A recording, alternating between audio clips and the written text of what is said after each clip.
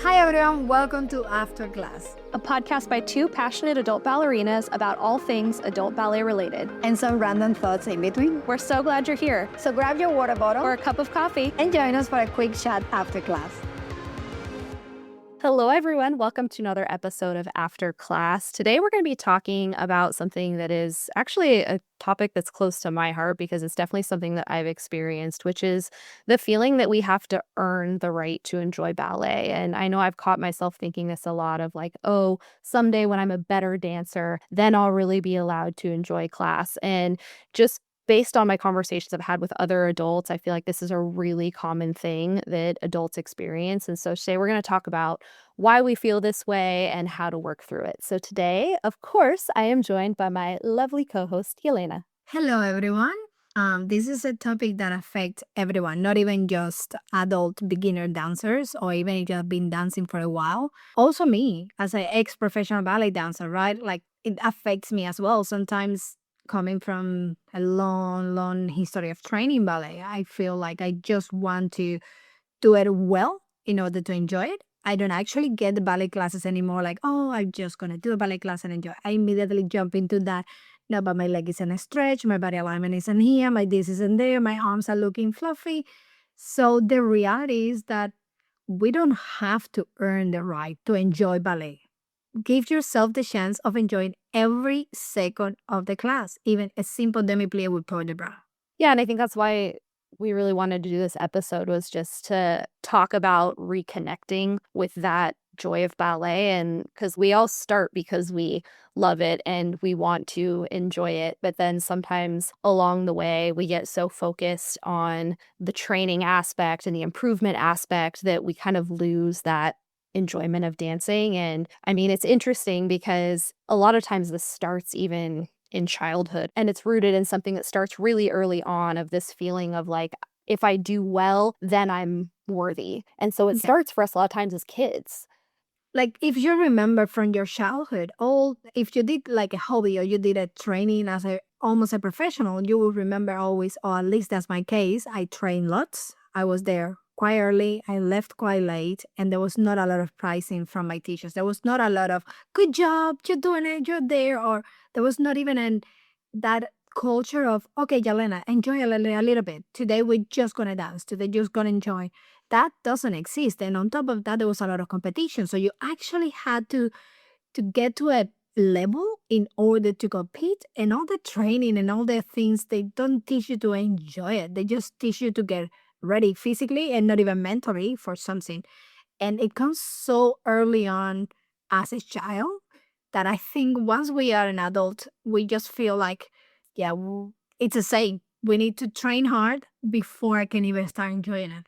It's interesting too because some of it, I think, even if you didn't do like a sport or a hobby, I think about being in school, even with grades, and how a lot of times in school, your success is measured off of your grades and your test scores. It's not measured off of your enjoyment of the subject or how much you love it, or even like your creativity isn't really rewarded a lot of times in traditional education. It's more about the score that you got and was the answer right or wrong. And so I think that that also can become a source really early on of like trying to find self-worth in measurable things versus in your enjoyment of something. Exactly. And as adults, we need to change that mindset a little bit. We feel sometimes like, okay, I'm not good enough at something. I just should just change the hobby and go to do something else. But why did you try the hobby in the first place? Did you try because you wanted to master it technically and physically? Or did you join because you found some kind of enjoyment in doing it? So that's why we need to change that mindset of we master and then we enjoy. No, no. When kids plays because they have fun, isn't it? Like right now, Rio plays and he has so much fun. There is not any other taking out of it. It's just he's having fun. Yeah, and I think too as adults, it tends to be more rare in the adult world for us to put ourselves in positions of being a learner or being a beginner. And so we kind of default to this headspace of wanting to immediately be good at something because it's uncomfortable to not be good at things. And like as kids, you're in that space a lot where you're constantly trying new things and playing different games with your friends and trying out different sports. And so it's much more comfortable for kids to be in that beginner learner mode than it is for adults. And so I think for adults, Yeah. that because we're not used to it, as soon as we start a new hobby or something like ballet, we immediately think, I have to be good at this or I can't justify doing it. And if Yeah. I'm not good, then maybe I shouldn't be doing it at all. Maybe I should quit, you know? So it's like we have to almost rewire our brains to allowing ourselves to be a beginner and be a learner again, because that's not something that adults really do. But it's so good for you. Like it's so healthy for your brain and your It is. emotional state, even to put yourself in a position of learning new skills. It's funny because last Sunday we did for first time in a long time since we have Rio another climbing trip, and we were sitting outside. It's really cold at the moment here, so we were sitting outside. We had the fire pit going. Rio was already sleeping, and Michael and I we were talking how I'm enjoying climbing again. It took me like 4 years to enjoy climbing, and I wasn't enjoying it. Somehow I was just climbing scared and whatever, and then I started enjoying it, but then I got pregnant. We stopped for more than a year, and I wasn't enjoying it. And we did that second trip, and I was like, I don't feel like this is for me. I'm just gonna quit. You keep climbing by yourself. And last Sunday we sat, and Michael was just saying, I know why you're not enjoying climbing, why you don't like it, and why you think it's not your skill. And I'm like, why do you think that? And he's like, because you never done anything that you're bad at.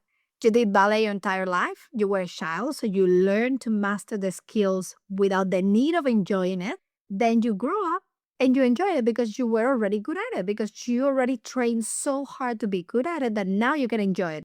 Yeah, and it's like it's something that as I've been on the ballet journey again as an adult, it's like I've been trying so hard to I never wanna get to a place years down the road where I look back at the season where I was learning and growing and think like, "Gosh, I was just not even having fun the whole time I was doing that." Like, I was just trying to power through it because it's such like a waste of the time and energy it takes, you know, to do something. And I think even in the learning process, enjoying it makes it so much more gratifying. But it's interesting because I think, especially as an adult, it's like a conscious decision you have to make to change your mindset and allow yourself to enjoy something while you're in process and not just thinking, Exactly. someday, once I'm advanced, once I've earned the right to to have We fun might be doing too old. Yeah, At and that that's time, we might be too old and be like, oh yeah. my God, I can't even move. How do we reclaim that joy for those ballet classes? How do we do it? How do we start right now? Hey, adult dancer. Do you love the podcast and want more resources, news, and tips to support your ballet goals? Head over to thebusybunhead.com, your source for all things adult ballet. Stay in the know, find community, and fuel your motivation with resources like the bulletin board, a free monthly newsletter, and the Bunhead Book Club. Brand new to ballet? Book a session to get your questions answered. It's all waiting for you at thebusybunhead.com. I think there's some really practical ways that you can start experiencing joy in class right now, no matter your level. So, what would you say is a good first step, Yelena? Smile. Do your demi plies with smile. Be grateful that you have the time, that you have the energy, the physical ability to be in the class at that moment. So smile.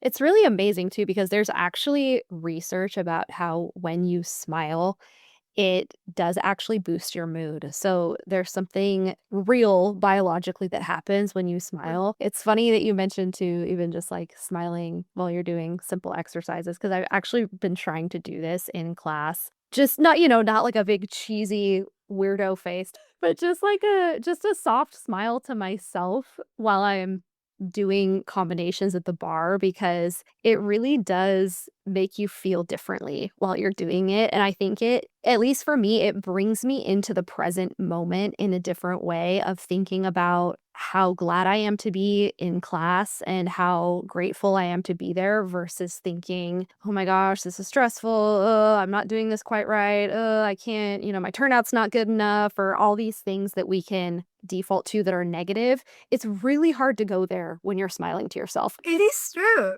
It does work.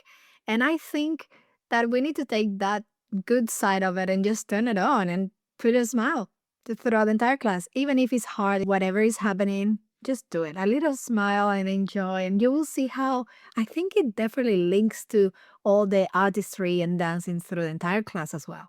Yeah. Sure. I think another great way to start experiencing joy in class is to be intentional about complimenting and encouraging other people around you because that really, I think, changes the atmosphere in class in general when you are shifting the vibe to positivity and telling the people around you, oh, even things like, I love your leotard, things that are just positive tend to have that ripple effect where it brings the feeling of the whole class up. I feel so lucky that the classroom setting that I'm in person is a very encouraging and welcoming space and everyone is very uplifting to each other and I really think for me it's helped me so much with allowing myself to enjoy ballet even on days where I'm tempted to get down on myself for not being as far along as I want or like, why can't I get my turns today? And I'm so frustrated. But it's like when you're in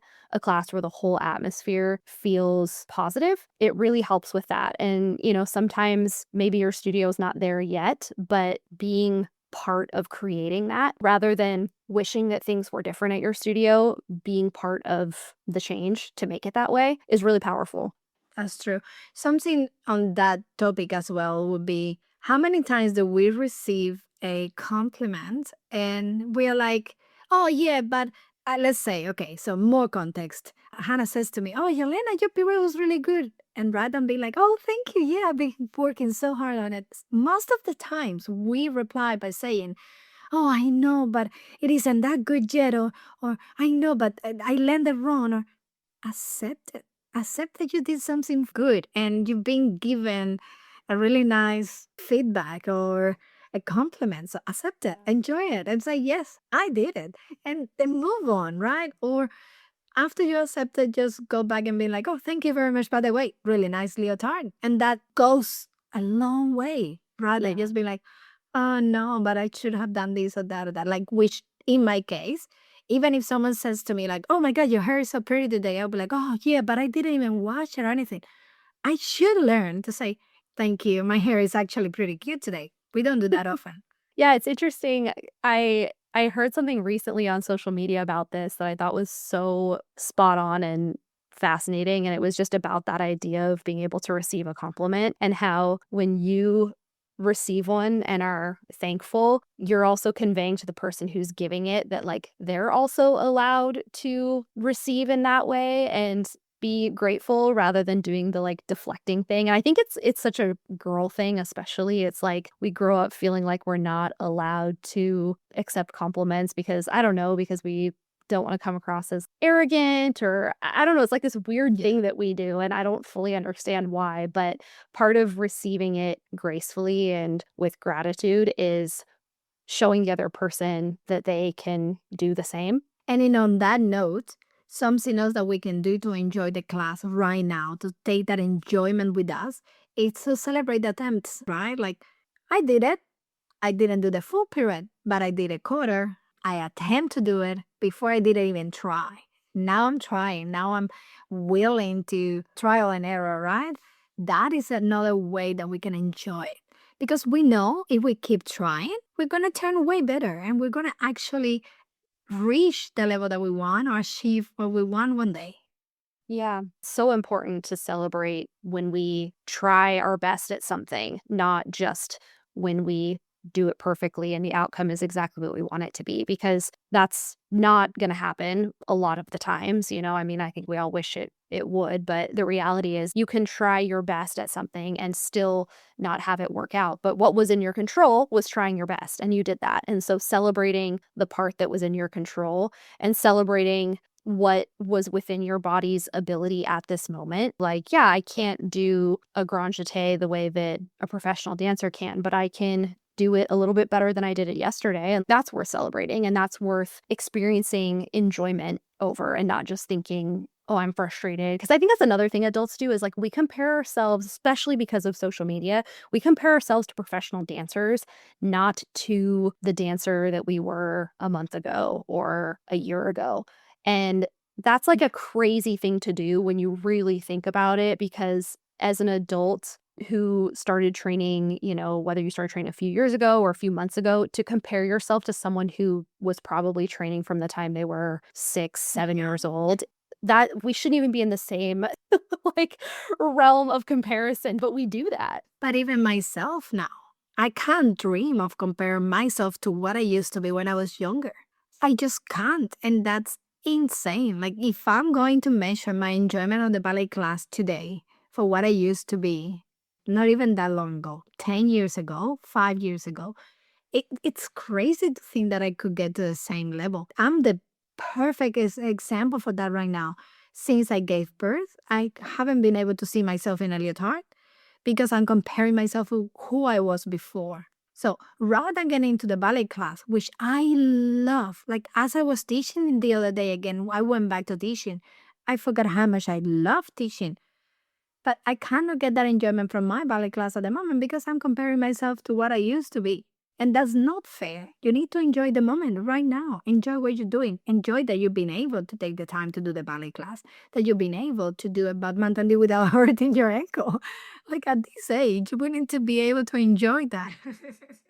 Yeah, and I think a great way to do that is, like you said, just being grateful, like practicing gratitude for whatever your body can do is such a great way to bring yourself into the moment and enjoying class. Like I use this technique a lot, honestly, for myself in class. Like especially when I'm having one of those days where you just kind of feel like you're spiraling and like nothing is going right and you're so frustrated and you're like, oh, I hate this. Like, why did I even come? Like, I suck. How am I getting worse the more I go to class? I don't understand. Just being thankful that I have a body that can even do class and like get Sure. me to class is such a great place to start, like, sometimes going all the way back to, "Oh my gosh, I can go to class. I have the means," even if it's just at home, like, I have the means to take a class online, and I know for me, a lot of times that really helps me to click over into enjoying. Exactly. Adults are that new generation. Seriously, you guys are expanding the culture. You're expanding the community. You're bringing something different. It's not all about technique. It's not all about perfection. It's also about the enjoyment that you can get from just doing simple ballet. Yeah. And don't get me wrong, a lot of adults are not doing simple ballet, are doing damn hard ballet. But it's that culture of enjoying it, which is a little bit different to what we do as a younger dancers, professional dancers.